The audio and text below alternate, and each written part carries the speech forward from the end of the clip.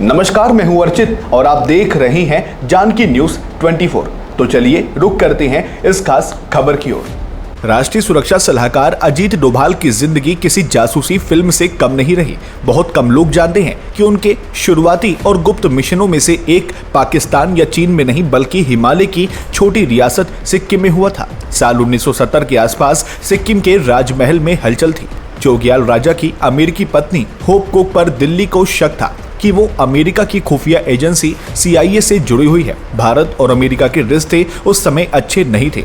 ऐसे में दिल्ली को डर था कि सिक्किम कहीं वॉशिंगटन के असर में न चला जाए। सिक्किम तब भारत का संरक्षित राज्य था, यानी रक्षा और विदेश नीति भारत के हाथ में थी, लेकिन आंतरिक मामले राजा संभालते थे। राजा पालदेन थोंडुक नमग्याल की शादी 1963 में होप कुक से हुई थी। धीरे धीरे रानी राजनीतिक मामलों में दखल देने लगी।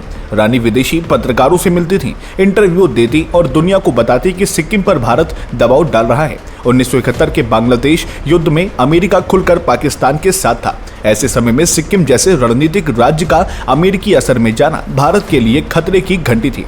यहीं पर युवा खुफिया अफसर अजीत डोभाल को जिम्मेदारी सौंपी गई। उन्हें सिक्किम के हालात समझने और जनता की नब्ज टटोलने का काम दिया गया।